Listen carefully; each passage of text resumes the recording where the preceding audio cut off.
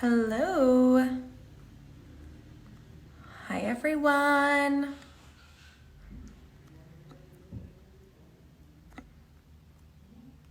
Hi, guys. Hello. Awesome. Welcome. Just gonna pin this little conversation. What we're talking about today. Tell me where you guys are tuning in from. What you do. Any small business owners here? Also, give me a thumbs up if you can hear me. Always concerned. I'm Jaclyn Johnson. I'm the founder of Create Cultivate, and I'm going to be joined by Kelsey from East Olivia shortly as part of our Priceless Conversations series with Mastercard. Hello from France. Hello, LA, Hawaii. Jealous. Thank you guys for all tuning in. We'll just wait for Kelsey to join us. But for those of you that don't know, we've been doing these series every week where we talk to small business owners about how they're doing, what they're doing, how they're sort of keeping up with everything that's going on. And these are really for you guys. So if you have any questions, please jump into the Q&A, ask some questions. Kelsey is an incredible business owner behind East Olivia. And I will just wait till she pops on. Let me just make sure she's not in here. Oh, I see her. Let's see if she joins. Oh, hi. Hello. We did it. We're live. We did it. Awesome. Well, welcome everyone to this Priceless Conversation session. It's a digital mentorship program, Mastercard, designed for small business owners to navigate the challenges, maintain their business, and focus on the future. As some of you guys already know, Mastercard has been introducing an expert a week to engage with you and answer hard-hitting questions on the Hello Alice Business for All forum. Then I get to host these amazing women and men on the Create and Cultivate Instagram for a Q&A to talk the talk, bring the questions to life that they were asked. So joining me this week is Kelsea Olivia, the CEO and creative director of East Olivia, a boutique creative agency specializing in creative production, content creation, and event styling. So any of you guys have seen the incredible floral installations at a Create and Cultivate event, that is Kelsea and her team behind it. So COVID-19 obviously has disrupted her business, as so many other businesses. So we're going to just, real talk it out. So I'm so excited to have you here. Yeah, hi. It's so good to see you. See you over screen, my love. Okay. So you're surrounded by beautiful florals, it looks like. Yep. Mm-hmm. Very on brand, very on brand. Yes. Awesome. So I'm going to ask you a few questions that were thrown out to you in the Hello Alice forum. But as I said, please, if you guys have questions, drop them in the Q&A box and I'll do my best to get to them. So let's just get right into it. So obviously your business primarily events. You create these amazing installations and also retail stores. You create installations for retail businesses, things like that, both industries that were hugely, hugely affected from COVID-19. So how have you kept up relationships with partners and vendors in the events business during this pause and kind of nurtured those relationships?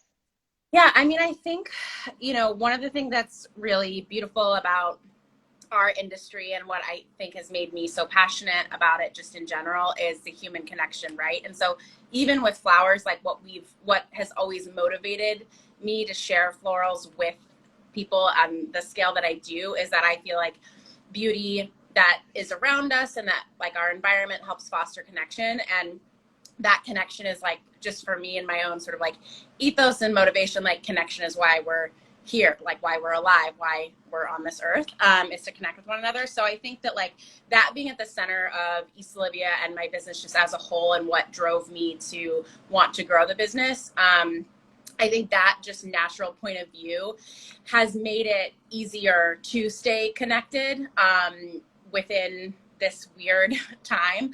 And I think what's interesting about this is that we're all going through like a collective trauma as a world. And so many of our vendors and partners are friends, right? I mean, like you and I have been talking a lot and just like keeping in touch with each other about what's going on because we can support each other, whether it's just like, oh my gosh, what the heck do we do with this situation? Or just like, man, this was like a really hard day. And I think that like, because it's hit our industry just across the board so hard, it's that human connection that really is the way that we are staying in touch with each other. And those relationships, you know, were solidified long before this, but I think it's just a way to also continue to cultivate community and express care for people that we value, and people that create work that we value, even though that work is not happening right now. And then in addition to that, from a less like, you know, I don't know, maybe like warm and fuzzy like perspective, more just on like practical sides of like the business, really coming together as a team internally and thinking about, okay, what do we have to offer that's of value to our community and to our industry that we can let people know that we're doing, you know? So like when the pandemic first hit, it was really difficult to get flowers. It's actually still difficult to source flowers. I don't know what it's like in LA at the flower market, but you know, in New York, we just went into phase 2, and some of these places are opening, but it's just not the same, and it's not back up to normal by any means. So even just like saying to our community of vendors and partners, like, hey, you know, if you need fresh flowers, content creators, like, hey, if you need fresh flowers, like we can help get you those things. And then also as we're trying to adjust as things like keep moving day by day, saying like, hey, you know, we realize like you may not have events, but here are some other ways that we can serve you with the skill set that we have, which I do have to admit, and I think is important to point out, that like not all of that, not like it always ends up in a authentic connection point, but it doesn't necessarily mean it's gonna result in like new business or something right at this moment. But I found it to be extremely valuable, and we've been really strategic over the last couple of months to be like, okay, what is it that we have a value that we can offer to people, and that helps for just us to be able to like express how we can be of service in this time, whether or not it's relevant to people. But I think that's absolutely right. And on the Create and Cultivate end, very similarly, like we reach 1 million women through our site, social, and newsletters. Like we have a digital platform, but people knew us for our events. So like when I would reach out and say, hey guys, just like, don't forget about us. Like we also have this like amazing digital service offering. Either the reaction, like you said, was like, oh, wow, didn't know that you guys could do all that. That's amazing. Or it was like, but we'll get back to you when we do events again. And it was like, no. So it is really important to put yourself out there and explain like the ways that you can kind of do things. So, you know, one thing you mentioned is obviously pivoting. So you guys pivoted to creating an online shop. So can you talk a little bit about the process behind that, as I think a lot of people are probably scrambling to do the same? Yeah. Well, I think like it may have even been something that you posted, and it's so long ago I can't quite remember it, but it was like it was a social account, I think, from another like female business owner who was just posting about like what you have to offer being of value in this time. And like, and we really adhere to this just in general at Olivia, but like not offering, and by offering, I mean sales too, right? Like what are we creating with our business? Like not offering from a place of scarcity, but a place of abundance. And I also feel like there are these pivotal moments. I feel like I can tell in my career, and maybe perhaps you feel the same, where like you just have like a knowing, like an intuition that I think is really important to listen to. And so as I was becoming aware of New York getting ready to shut down, I was like, I bet we're going to be shut down by Friday. Like I just sort of knew before any of it had been announced. Like you can kind of like the writings on the wall. And I was like, okay, all of the events that we just had booked for March, everything's gone. I have a staff I have to support. What am I going to do? And we've been, you know, we've done a partnership in the past with an online retailer where we design the bouquets, but having our own online shop and working with our preserved items that we so often use in many of the Create and Cultivate installations is something that I've been wanting to transition into like a D2C business for a really long time. So it was something that was always on the back burner and never a priority, because in the events business, you're really reactive, right? Like you're just, and not in a negative way, you're there for the business that's happening right in front of you. So this was really like, okay, what do we have within our like resources and inventory, because what we often do, dried and preserved ingredients are very, very expensive. And so I have a big inventory that I have built over the years that I typically rent out instead of selling them to the clients when we do installations, and then we take it apart and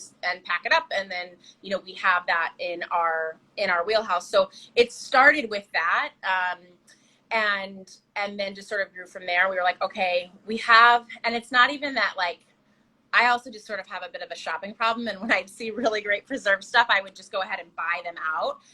Because they're harder to access. They're not the easiest things to source. I've been working with preserved for a really long time.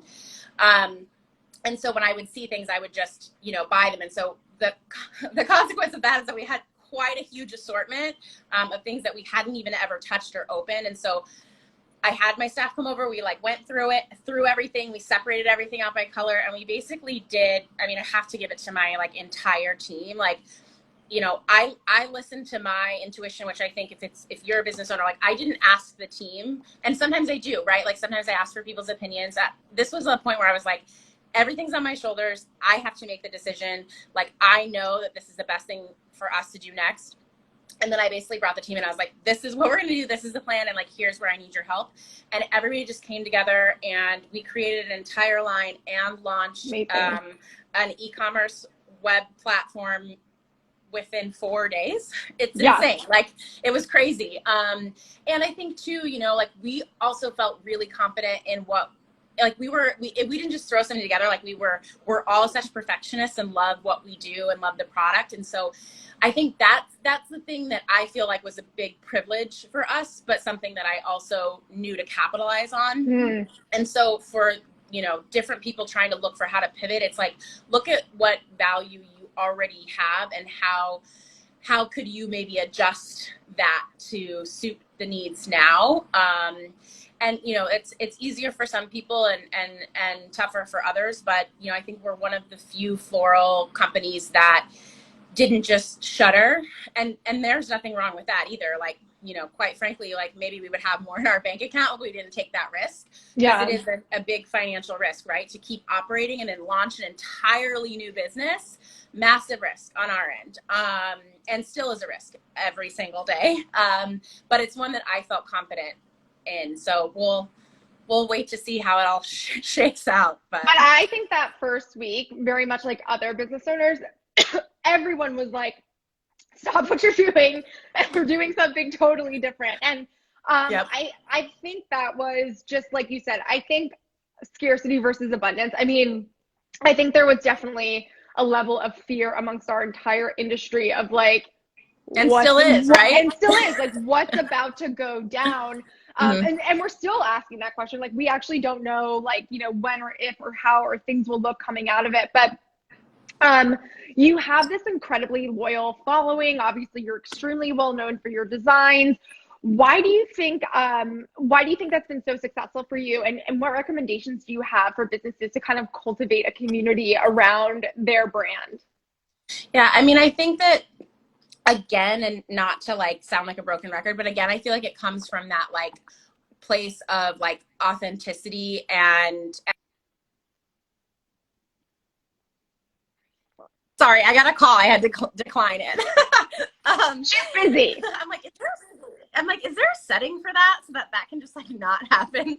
Potentially. But anyway, so, I think it's really just about ensuring that like you're like, people will ask you like, oh, like how can you, show up online in a way that like attracts people who would be interested in your brand. And I think like from a nuts and bolts side of it, like look at it doesn't even have to be people that are like your direct competitors, but look at other brands who you respect and see how they interact. Like I always talk about Kristen S because like I'm so impressed with her.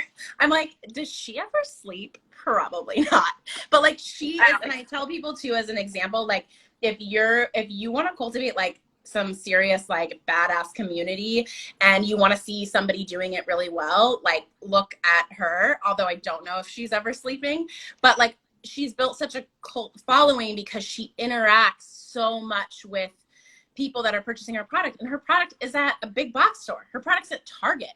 So it goes to show that like whether you're a small floral brand, which I feel like for us, the way it looks like connecting to our community is sharing the things that we have access to, right? Like ephemeral beauty, I talk about that a lot as being a privilege.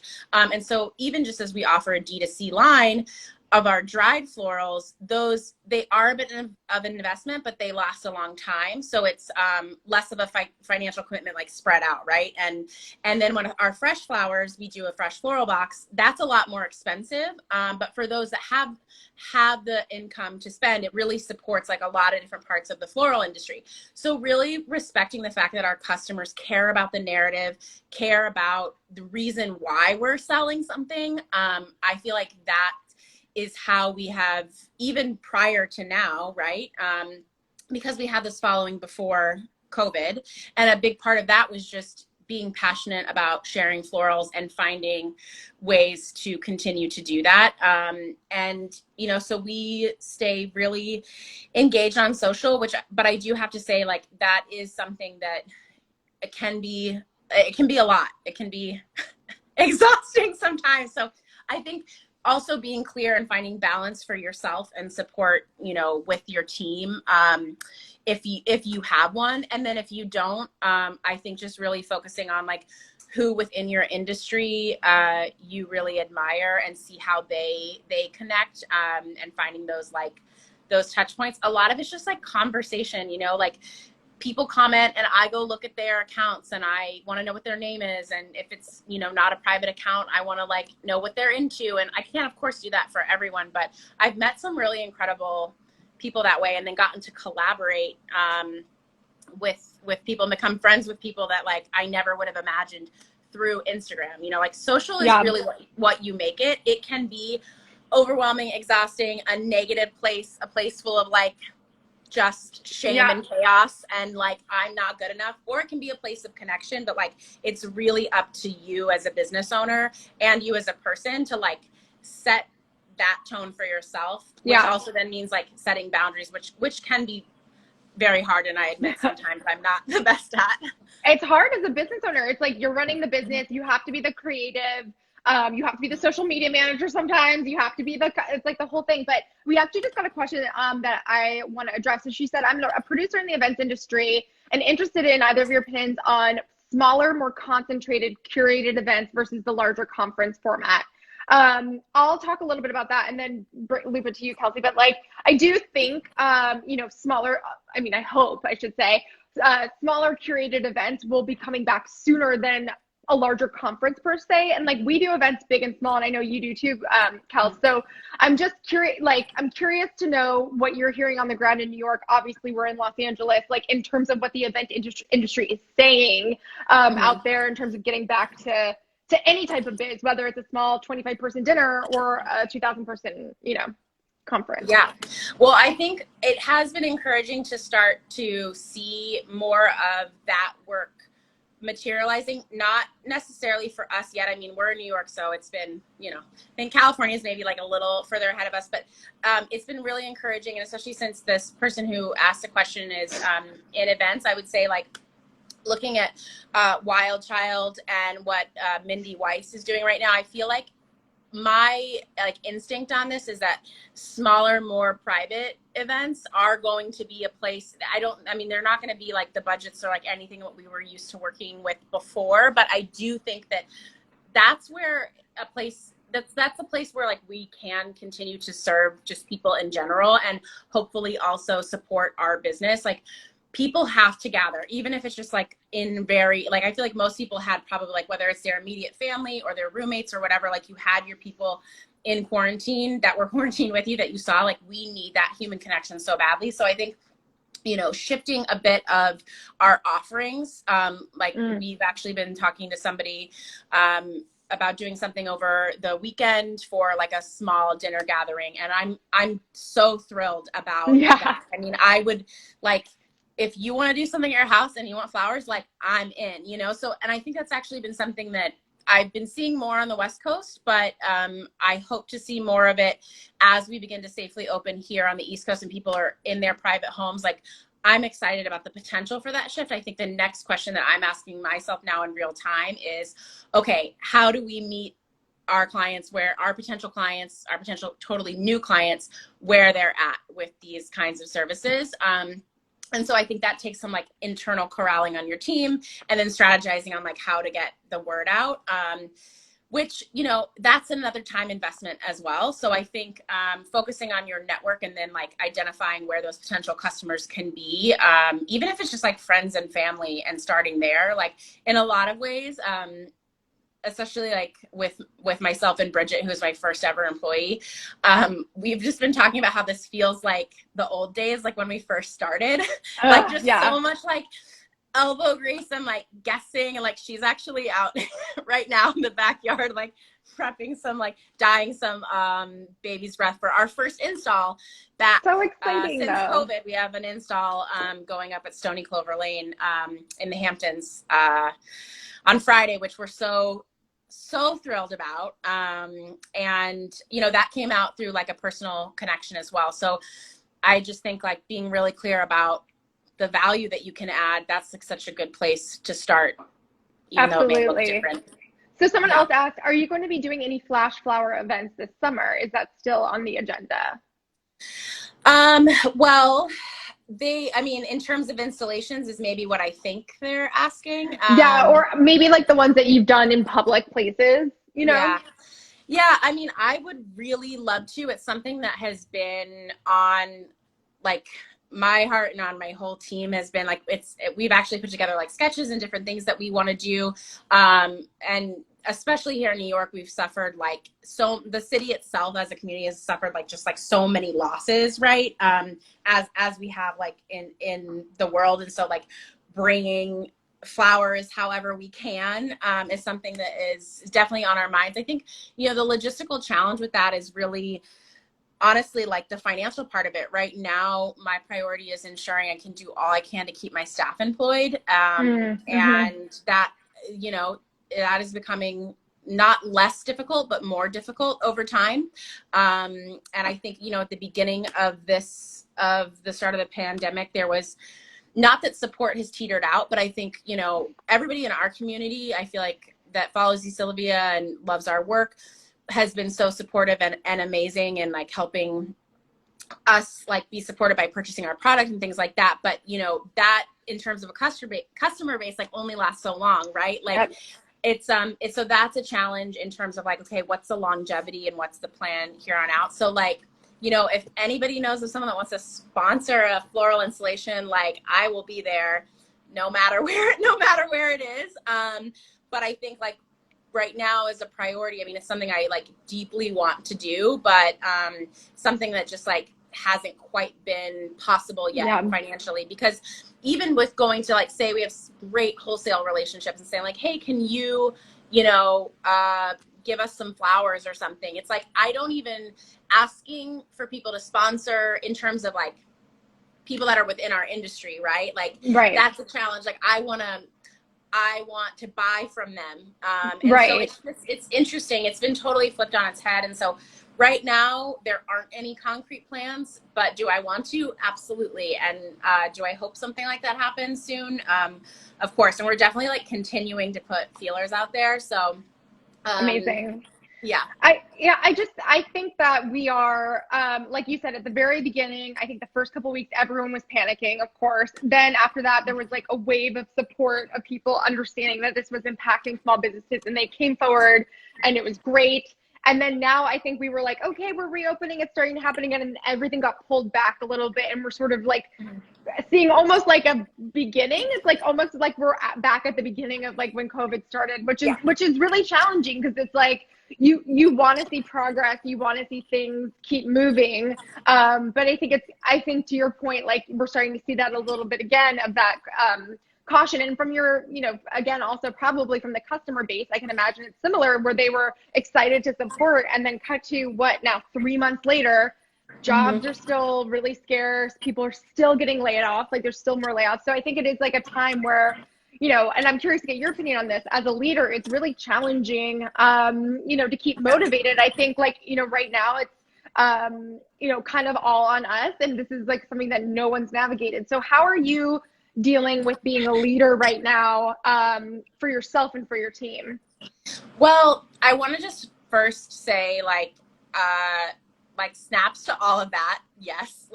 In some ways I feel like I'm almost going through the worst emotional part now than I even did. Mm-hmm. Right at the beginning of the pandemic, I was like, Adrenaline, like, we're going to do this, we're doing it, and it's going to be okay. And we're like, we won't let the bastards grind us down. It's going to be all right. Like, it's going to be fine. We're going to do this. And it's only going to last for what? A few weeks? months. Yeah. Maybe. And then, of course, that was just not at all what happened. And I think I really want to be transparent about this, especially because I feel like it's important that anybody that's listening out there right now that may also be a leader or business owner that, has staff or just different people that rely on them. It is really hard.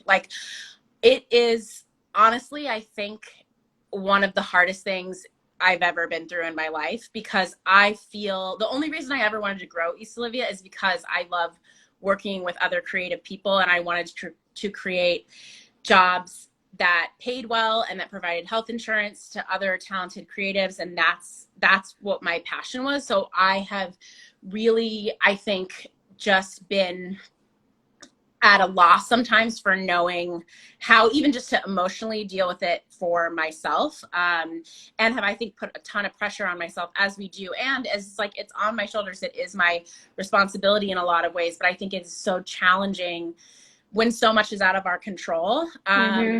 And I think that, that's why I think that connection with other owners and other people that maybe have similar levels of responsibility is really important, because your staff or other people's perspectives from the outside that don't know you or don't really know what it means to run a business, people are going to have criticisms and frustrations and not understand why certain decisions have to be made or why things are done a certain way. But being a leader in this time is definitely one of the most difficult things I've ever been through. And I think it really, people's characters really come to light, but there's also a lot of grace and patience that I exercise because people are going through so much trauma. So it's not the way that even my staff or certain people show up even says anything good or bad about them. It's just sort of I have a lot of space because there's also so much that they're dealing with that maybe I don't know about. So I can't really even give an answer except for that it's really hard, and it's okay that it's really hard, and building community and finding people that you can talk to about it, that will hear you and validate those concerns and can maybe be a resource for you, I think that's the only way. I mean, I'm also curious, if you have anything to add on top of that. I mean, you're responsible for even more people than I am. I think you hit the nail on the head. We're not superheroes. We're small business owners. So I think at the end of the day, it's okay to not be okay.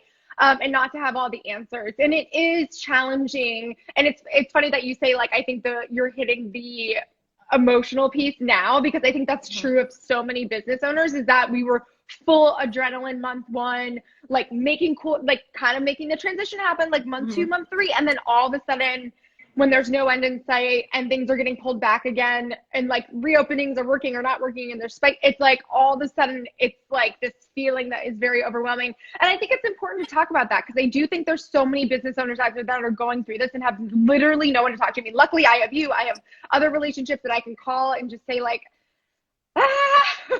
yeah. And sometimes sometimes it's all you need. And I think, the other thing too is we also have to remember beyond our own selves, or what I think is important to remember is that lots of us have families, right, as well, whether you're married or you're taking care of different people in your family, or whatever your immediate or extended family is, the ripple effect of this is to everybody. And there's that quote that I don't know who said it, but it's be kind, for you never know what somebody has been going through. And so that's what I keep trying to practice when I find myself in moments of frustration or just feeling really overwhelmed. It can feel almost impossible to take things one step at a time when it feels like you don't even know what the next step is, because you can't even see in front of you. And I think that's where and I'm like saying this to myself as I say it, that's where it's like really important to allow yourself to just sometimes screw up or have mistakes, or realize that like you're going to make the best decision that you know how, but it may not be the perfect one.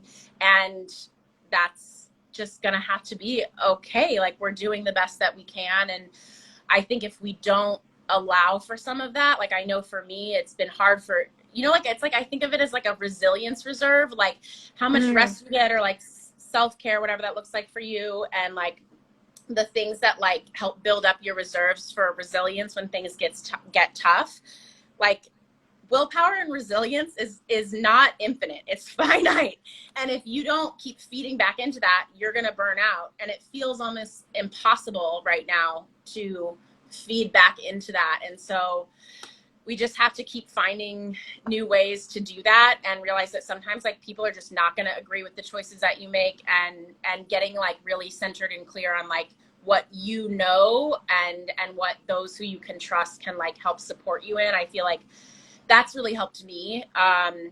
But it's hard. And I feel like right now I'm like, every day is like, I'm like, wait a second, this started months ago. Like, I feel like this is the worst part. Like, when is this gonna be over? I understand that, but Resilience Reserve, I love that. And for those of you who haven't checked out Kelsey's shop, the preserved florals are absolutely gorgeous. I have them in my house. They last, what, like a year if you take care of them?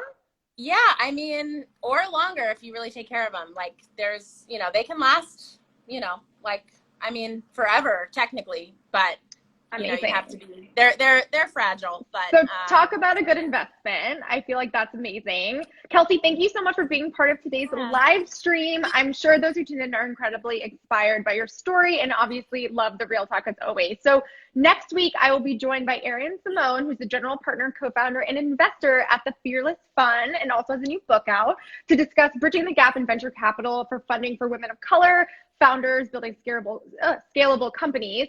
If you want to ask her any questions, you can go to the Hello Alex Business for All community by visiting the Hello Alex website. Submit your questions, she'll answer them, and then we'll have a live conversations here. We will continue to host these priceless conversations throughout July. I look forward to seeing you guys again. And Kelsey, thank you. You're the best. Thank you. Love you so Thanks much. for having me. Love you. Thanks, Bye, guys. Okay, bye.